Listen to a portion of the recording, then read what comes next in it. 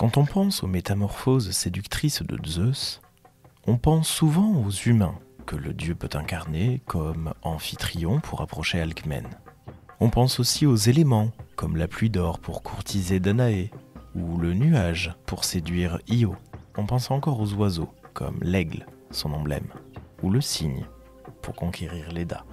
Pourtant, on oublie souvent que Zeus a su prendre les traits d'un magnifique taureau blanc pour séduire une jeune princesse phénicienne, Europe, et qu'il en a eu une fameuse descendance. Prenons le temps d'observer son histoire par le petit bout du mythe. Aujourd'hui, Europe ou l'enlèvement fondateur.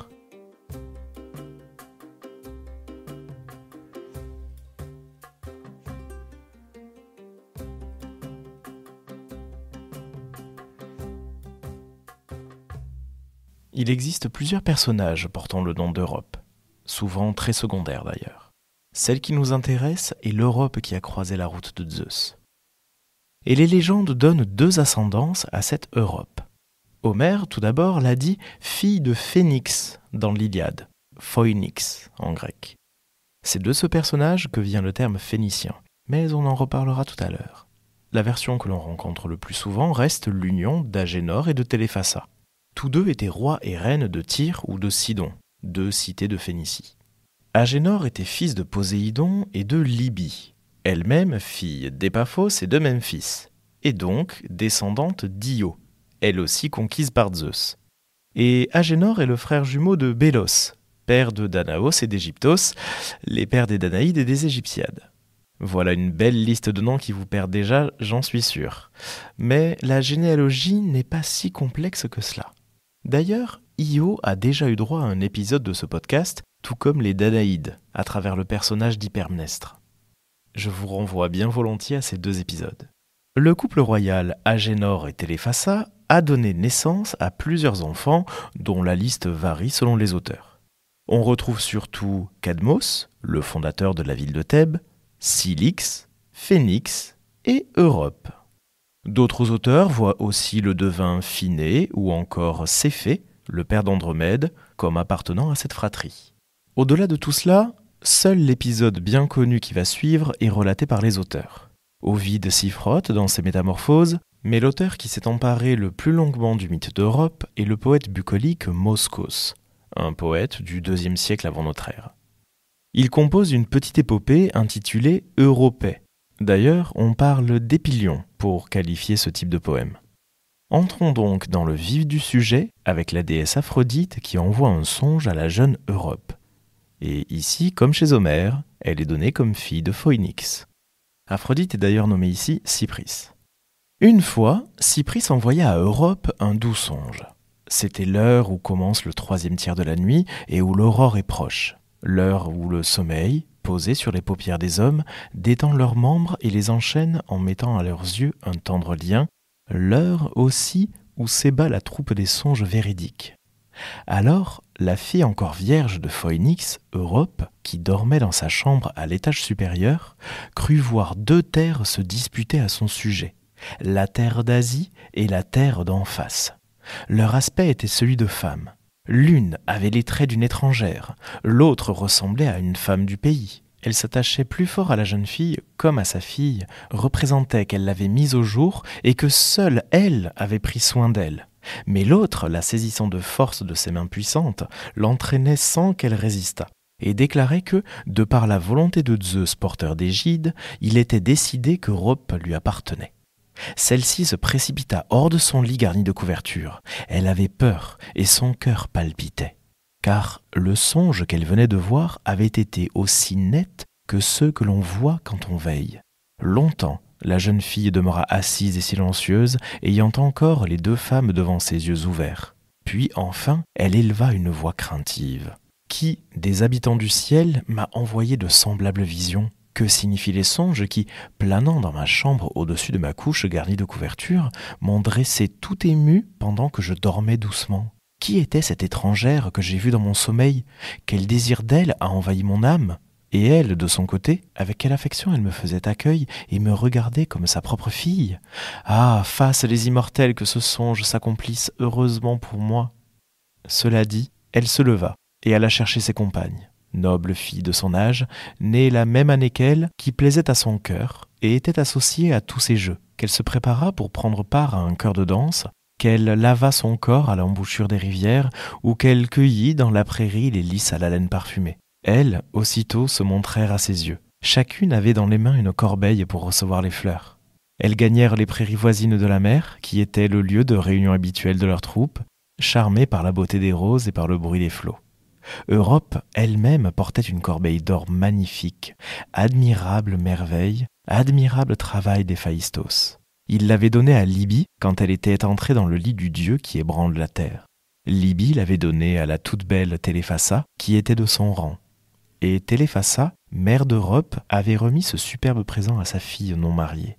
L'objet était orné de beaucoup d'ouvrages d'orfèvrerie brillants d'un vif éclat.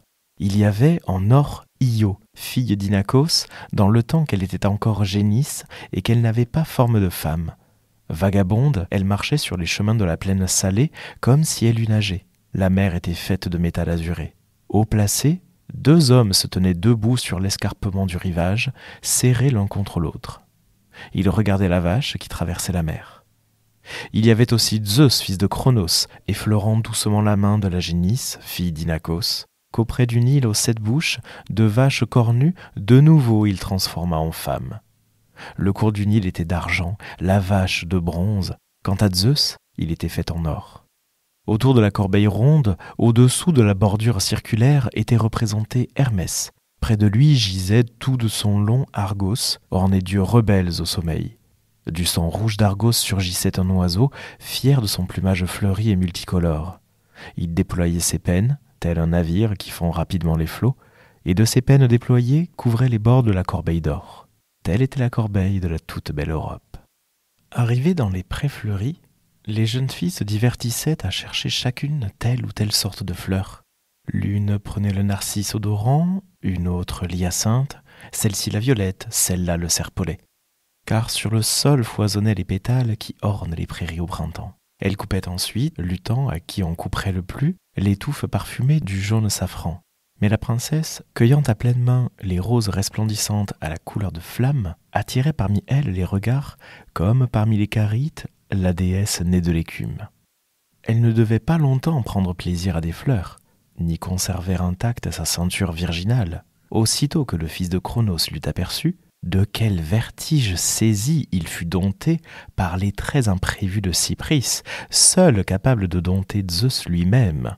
Voulant à la fois éviter le courroux de la jalousie d'Héra et décevoir l'esprit naïf de la jeune fille, il mit un masque au dieu, transforma sa personne, se changea en taureau, non pas en taureau comme ceux qui sont nourris dans les étables, ni comme ceux qui, tirant la charrue recourbée, tracent la coupure des sillons, ni comme ceux qui paissent avec les troupeaux, ni comme ceux qui, domptés par l'aiguillon, traînent des chars portant de lourds fardeaux. Tout son corps était de couleur blonde, à l'exception d'un cercle d'un blanc pur qui brillait au milieu de son front. Ses yeux, dessous, étincelaient et lançaient des éclairs chargés d'amour. Ses cornes s'élevaient, l'une en face de l'autre, égales au-dessus de sa tête, pareilles au croissant demi-circulaire de la lune cornue. Il vint dans la prairie, et son apparition n'effraya point les jeunes filles. Toutes furent prises du désir de s'approcher, de toucher le joli animal, dont la divine odeur, se répandant au loin, dominait même le souffle embaumé de la prée. Il s'arrêta en face de l'irréprochable Europe. Il lui lécha le cou, et la jeune fille fut sous son charme. Elle le caressait, essuyait doucement de ses mains l'écume qui lui tombait, abondante, de la bouche. Et au taureau, elle donna un baiser. Lui poussa un tendre gémissement. On aurait cru entendre résonner le chant harmonieux de la flûte mygdonienne.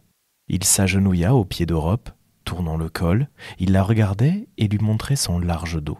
Elle dit alors, au milieu des vierges aux longues tresses, « Venez, chère compagne, compagne de mon âge, asseyons-nous sur ce taureau pour notre divertissement.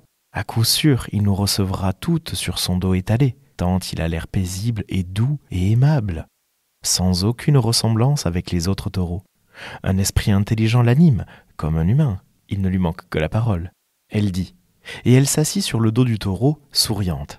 Et les autres jeunes filles allaient en faire autant, mais il se releva d'un bond, enleva celle qu'il voulait et gagna rapidement la mer. Europe, se retournant en arrière, appelait ses compagnes et leur tendait les bras, mais elle ne pouvait pas l'atteindre. Le taureau parvint au rivage et poursuivit sa course, comme un dauphin, marchant sans mouiller ses sabots sur la vaste étendue des vagues. Sur son passage, la mer se faisait calme. Les énormes poissons alentour s'ébattaient devant les pas de Zeus. Le dauphin, sorti de l'abîme, cabriolait joyeux au-dessus de l'eau qui s'enflait. Les Néréides surgirent du fond de l'onde et, assises sur le dos de poisson, défilaient en cortège. À la surface des flots qu'il gouvernait, le dieu sonore qui ébranle la terre guidait en personne son frère sur la route marine.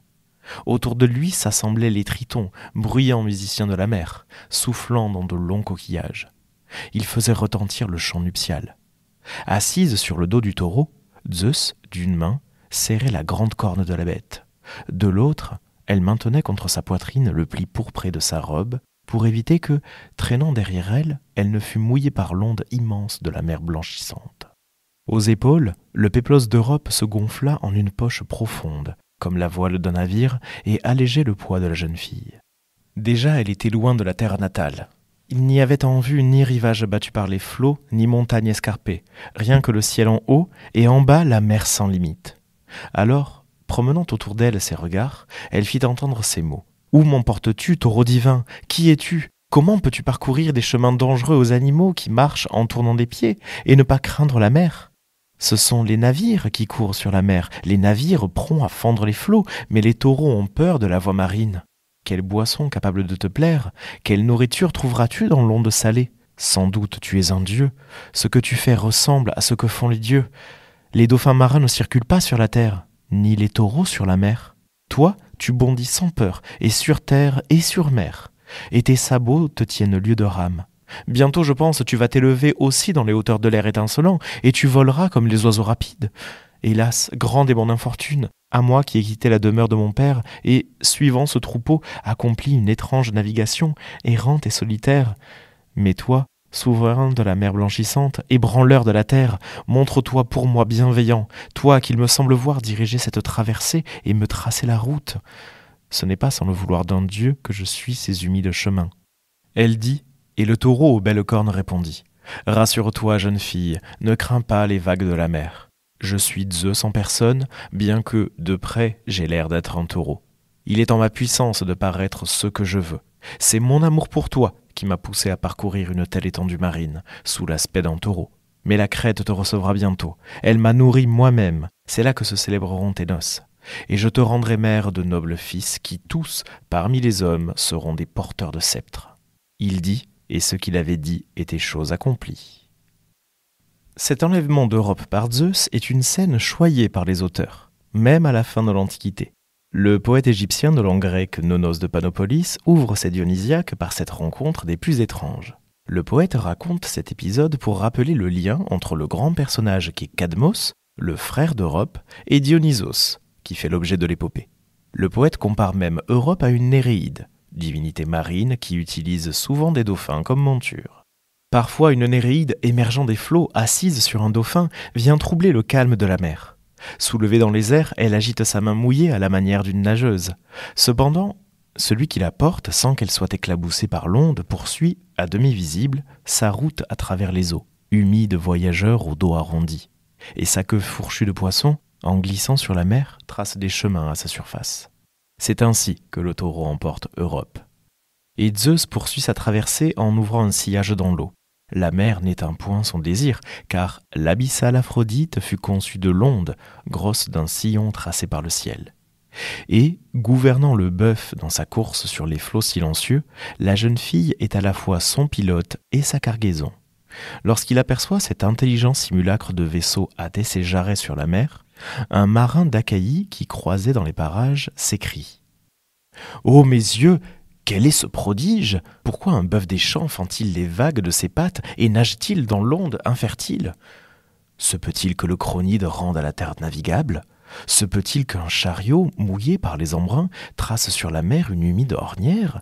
Que voilà sur les flots une bâtarde navigation ? C'est sans doute Sélénée qui, montée sur un taureau libre du joug, a quitté le ciel pour les routes de la mer. Ou plutôt Thétis, l'abyssale, qui tient les rênes de cette course aquatique. Pourquoi le bœuf marin n'a pas reçu de la nature même aspect que le bœuf terrestre ? Il a le corps d'un poisson.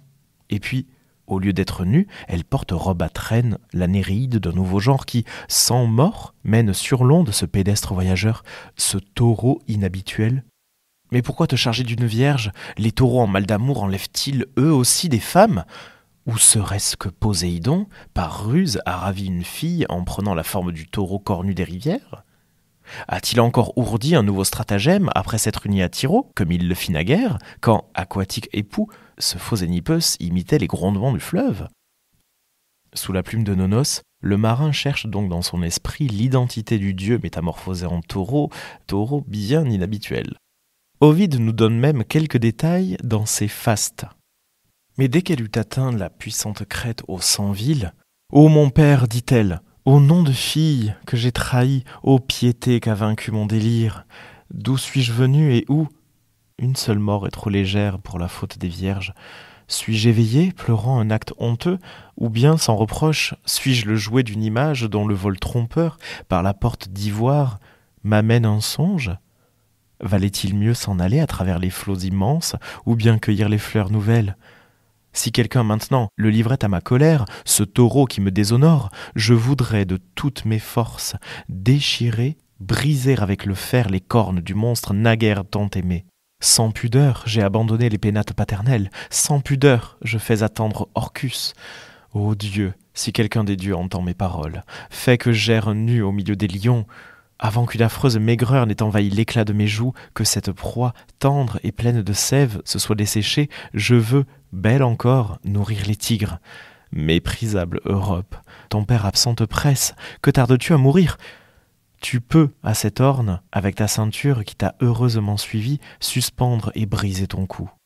Ou bien, si tu préfères les roches, les écueils aiguisés pour la mort, allons, confie-toi à la bourrasque rapide, à moins que tu n'aimes mieux filer ta tâche d'esclave, toi, le sang des rois, concubine livrée à une maîtresse des pays barbares.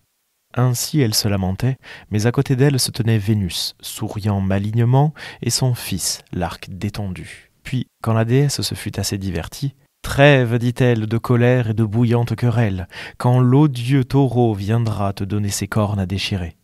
Tu es, sans le savoir, femme de l'invincible Jupiter.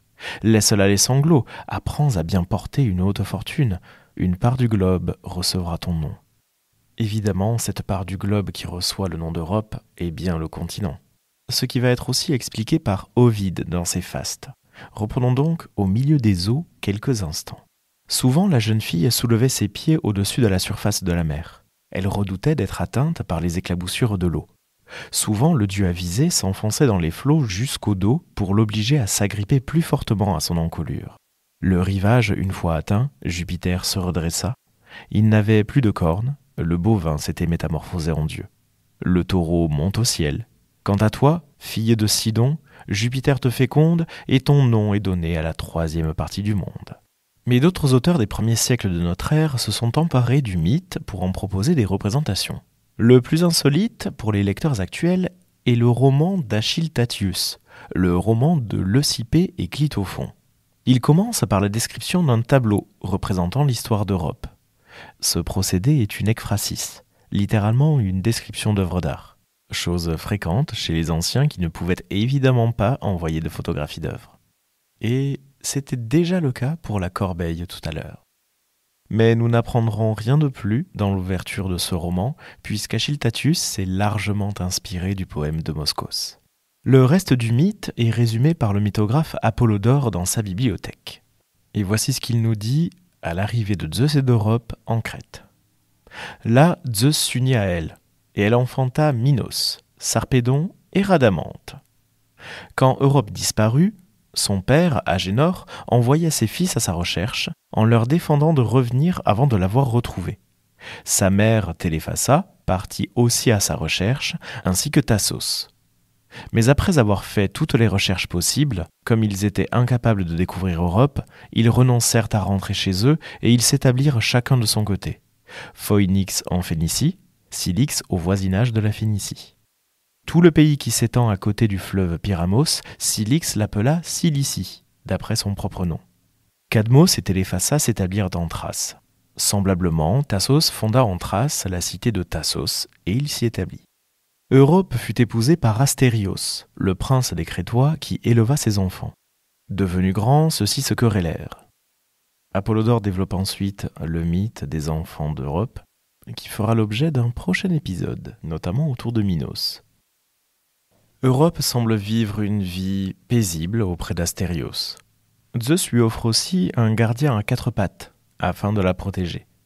Il s'agit du chien Lélaps, qui avait la particularité de ne jamais manquer sa proie. Et ce chien est offert ensuite à Minos, puis même à Céphale, qu'il utilise pour attraper le renard de Thémès, un animal qu'il était impossible d'attraper. Et ces 2 animaux sont justement figés en pierre par Zeus, qui déteste les paradoxes. Jetons un rapide coup d'œil au frère le plus connu d'Europe, Cadmos, et Apollodore reprend la parole. Lorsque Téléphassa mourut, Cadmos l'ensevelit et, après avoir reçu l'hospitalité des Thraces, il alla à Delphes s'enquérir du sort d'Europe. Le dieu lui dit de ne plus s'inquiéter d'Europe, mais de se laisser guider par une vache et de fonder une cité là où elle tomberait d'épuisement. Muni de cet oracle, il fit route par la Phocide et, lorsqu'il rencontra une vache des troupeaux de Pélagon, il la suivit. Elle traversa la Béotie et se coucha. Là, Cadmos fonde une cité, la Cadmée, à l'endroit où se trouve maintenant Thèbes. Après cet épisode, Cadmos combat tout d'abord un dragon, de qui il prend les dents pour les semer, et de ces dents naissent des guerriers, des Spartes, qu'il combat, et seuls 5 parviennent à survivre. Comme le dragon était un fils d'Arès, il doit 1 an de servitude aux dieux. Mais une année pour les dieux est une année que l'on dit perpétuelle, c'est-à-dire qu'une année divine durait 8 années humaines. Et au bout de cette année de servitude, Athéna lui donne le pouvoir, et Zeus lui donne pour femme Harmonie, la fille d'Aphrodite et d'Arès. Et nous retrouvons Europe justement autour des noces de Cadmos et Harmonie, puisqu'Europe aurait offert à Harmonie un magnifique collier dont certains pensent qu'il a été produit par Héphaïstos lui-même. Et le collier d'Europe, devenu collier d'Harmonie, ne saurait être qu'un signe de malheur pour les descendantes de Cadmos, ce que nous observerons plus tard.